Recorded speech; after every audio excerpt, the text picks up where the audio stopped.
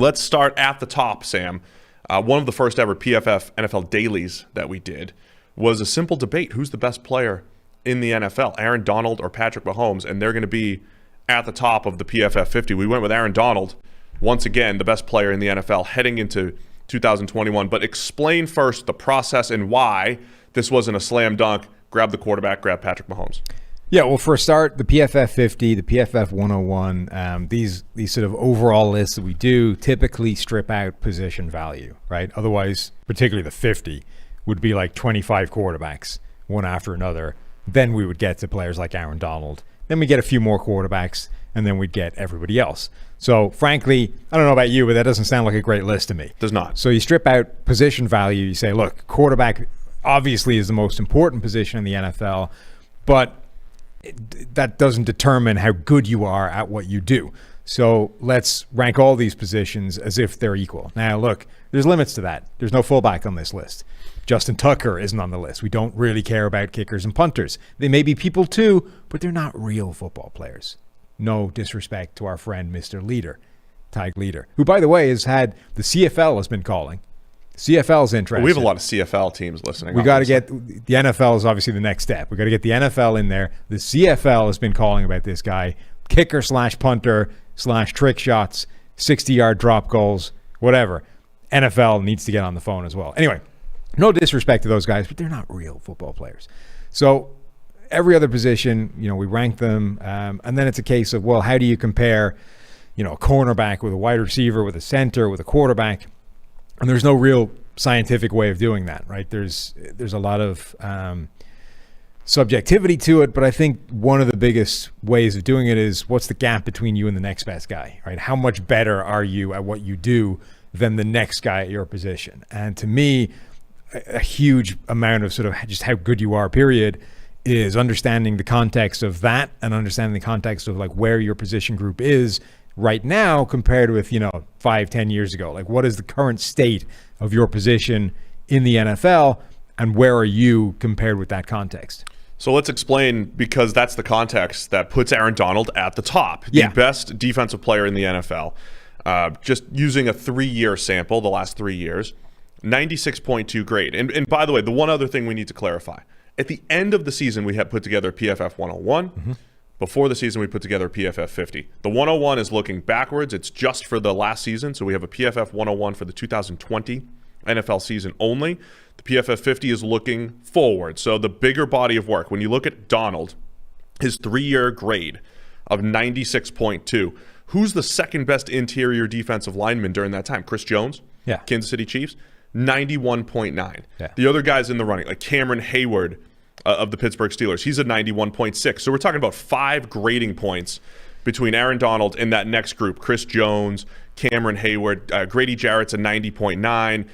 Fletcher Cox has dropped off for the last couple of years. He's a 91.3. So there's all these guys at 91, and then Donald at 96 overall. The easiest way of summing it up is, look, Aaron Donald and Patrick Mahomes right now look like they're both all-time great Hall of Fame caliber players.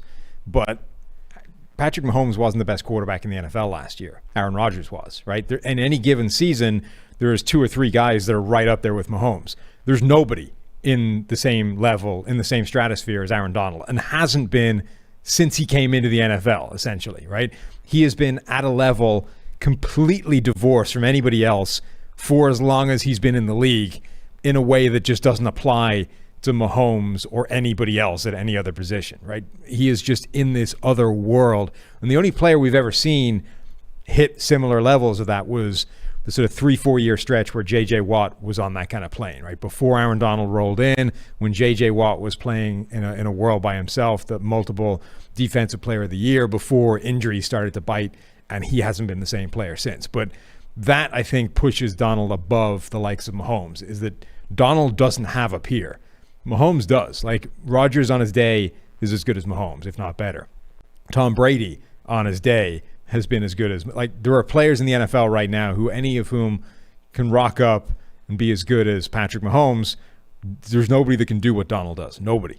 Yeah, that's pretty rare for even a quarterback to just be the best player from start to finish every year, right. Year in, year out. I mean, it just doesn't really happen at that position, but we've seen it happen on the defensive line with Watt for a short period of time, and then with Donald, as you're saying.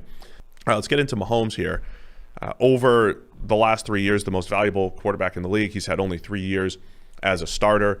When you're separating Mahomes from Brady and Rodgers, obviously age has to be a factor, and just the consistency that Mahomes has played with. 95 overall PFF grade over the last 3 years. That is the top number in the league. The most big-time throws as well. I think he's tied with Russell Wilson with that number. But also, his play gets better in the playoffs. Like, Mahomes is one of those players where the harder except the Super Bowl. Well, yeah. Except the 2 Super Bowls. Well, the first one, he was a pretty big part of. In the fourth quarter. Right, where it mattered. The point I was going to make is that, the more it seems to matter, the more Mahomes typically shows up. Obviously, you can neutralize that if you absolutely lay waste to his offensive line the way that the Bucs were able to do this Super Bowl. But generally speaking, the more disadvantageous the position that Mahomes finds himself in, the better he ends up playing. Whether it's third down, whether it's the playoffs, whether it's the fourth quarter, the tougher the situation, the better he is, which is the exact reverse of players like, Kirk Cousins, for example. That being said, I think Kirk Cousins' fourth quarter numbers were insane, largely because of, garbage time. But, it's a thing, right? That idea of clutch that gets thrown around, that there isn't really a great definition for. Whatever the definition is, Tom Brady obviously has had it for 20 years. Mahomes has it too. It's interesting because in other sports, they try to downplay the value of clutch. But I think in football, as a quarterback, the thing we've talked about a lot is, as a quarterback, you kind of dictate your situations. There are positions on the field where you don't. Like Aaron Donald, again, as an example, doesn't dictate his situation. He is placed in a situation. He's placed at 3 technique, or he's placed at edge, and he's placed in a 3rd and 10 or a 1st and 10 situation. But when you're the quarterback and you play to the situation, so you have the ability to decide, essentially, when do I throw the ball down the field? When do I check down? When do I take more chances and all that stuff? And that's why I think the quarterback, the clutch concept in other sports, people are like, oh, you can't control when you hit a home run. You can't control when you have a really good pass rush. That's true, but the quarterback does control that. So there is something to it. And I do think that's why Brady has been so special throughout his career. I just think it's an interesting dynamic when you're comparing quarterbacks to maybe other positions. So the other pretty healthy debate that we had, Sam, was how is the next non-quarterback off the list. We went Travis Kelce at 3, Chiefs tight end, Colts guard Quenton Nelson at 4, Davante Adams, wide receiver from the Green Bay Packers at 5, and then Khalil Mack, edge defender from the Bears at 6. I think Kelce, Nelson, and Adams, I think there was points where we were looking through this list and all 3 of them could have been number 3 on the list. And this will be the theme of this, right? Splitting hairs between one guy versus the next. Splitting hairs, and also how you weight the information. Like, in today's NFL, recency bias is everything, right? So there's going to be players that aren't on this list that were fantastic last year, and everybody's going to be, well, how can you not have this guy ranked, in the top 50? He was a top 10, 20, 30 player last season. He's not there. That's the last thing we saw. But we know better than that. We know that just because a guy was fantastic last year doesn't mean you're going to get the same thing next year, particularly when there are some obvious signs that it was kind of an outlier year or bound for regression. But once you've accepted that, it becomes a lot more complicated in terms of, well, what does matter? How much do you value a great year 2 years ago, or a great year 3 years ago, or what breakdown of those proportions and all those kinds of things? Injuries, roles, there's a lot of things that come into it. Yeah. So Davante Adams is a good example. Like this most recent season, Davante Adams was the best wide receiver in the NFL. He's been arguably the best route running receiver for years. Everything else in his game kind of came together, but this was a career year for him, and like a significant step forward from what we'd seen in the past.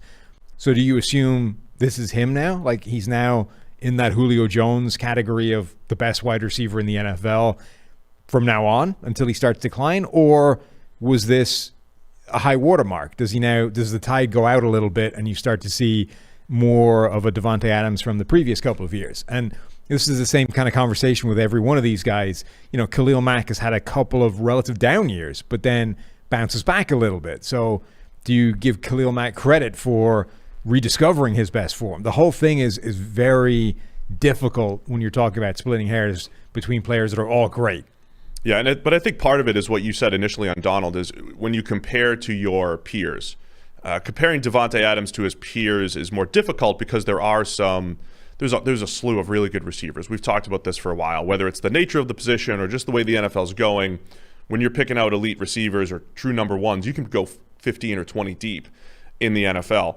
When you talk about tight ends, how many times have we said on the show? There's Kelce, Kittle, Waller, and maybe Kyle Pitts now. I mean, that's it as far as tight ends. And then so Kelce got the nod at 3 because he was just so incredible last year. Yeah.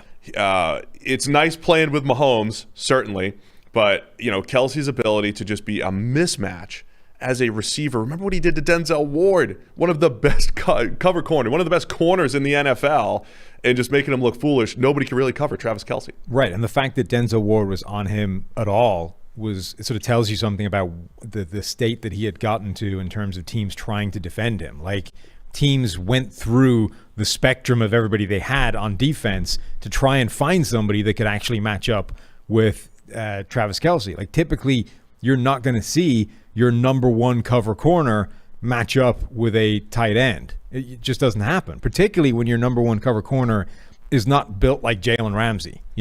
Like you can definitely make the case that, hey, Jalen Ramsey is a huge physical specimen at corner. He is unusually well suited to be dealing with a freak receiving tight end. So that makes sense. But like, Denzel Ward is not built like Jalen Ramsey. Denzel Ward is just the best cover guy that the Browns had, so they gave it a shot. And it didn't work any better than any other position. Like, Denzel Ward found himself face first in the turf while Travis Kelce was skidding into the end zone as if Ward was a linebacker or a safety or any other position. So that's how devastating Kelce was last year. Teams were A, trying to find guys to cover him, including their number one corners, and B, failing, even when they did try that. With Kelce, of course, too, there's been healthy debate between him and George Kittle. I think that's the other thing we even though we're looking forward, you kind of have to factor in here. Kittle has been banged up a little bit. Kittle is probably a better all-around player. Last year at this time, I think we did have Kittle higher on the list because his run blocking plus receiving ability, just incredible. I would say if there's an advantage for Kittle, this is going to sound ridiculous, right? He has Kyle Shanahan. Well, Travis Kelce, of course, has Andy Reid. But I think the way they're used, Kittle, not a knock on Kittle, he is more a part of Shanahan's system, which does a really good job of creating open throws, getting guys open, particularly tight ends. Whereas Kelce is a mismatch creator that Andy Reid, Eric Bieniemy, the Kansas City Chiefs use. And I think that's one way to separate those guys. So while Kittle gets the advantage from a run blocking versatility standpoint, I think the fact that Kittle lines up more outside and in the slot and all over the formation and does invite guys like Denzel Ward to cover him more than a George Kittle does, I think gives Kelce that slight nod there, especially in the way Kelce peaked last year as a receiver. I mean, he was unstoppable. He peaked at the same time as George Kittle had an injury-blighted season, right, which sort of explains them splitting a little bit. But, yeah, By the way, Kittle came in at 9th, so we weren't knocking him. He came in at 9th. Both guys, # fun to watch. Keep an eye on that one. Fun to watch. But Quenton Nelson absolutely destroys people in the run game. Zone blocking, has the quicks to do it all. Pass protection, really smooth, even against some of the better interior defensive linemen. There's a whole highlight reel of Quenton Nelson just destroying people as, essentially helping in pass protection, not even when he's one-on-one. He's just got a good feel for it. And as you like to always say, Quenton Nelson's, he's been destined to be a first-round guard since we first saw him as a redshirt freshman at Notre Dame.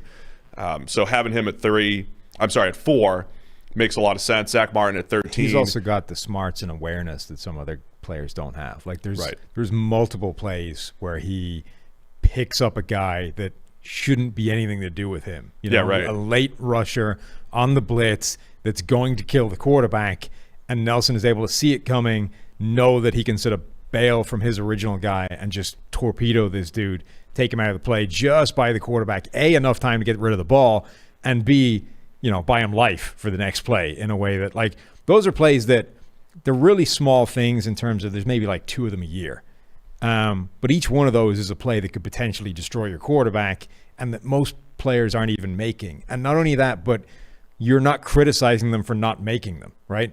Like, you're not supposed to make that play. It's not a play that you're not even going to notice if insert random guard here doesn't make that play. Like Joe Thuney doesn't make that play, doesn't even think about making that play, and nobody criticizes him for it. He's not supposed to make the play. Right. The fact that Nelson sees that and is able to make that play is like a different level of awareness and sort of ability and processing that may be unique to him at that position in today's NFL.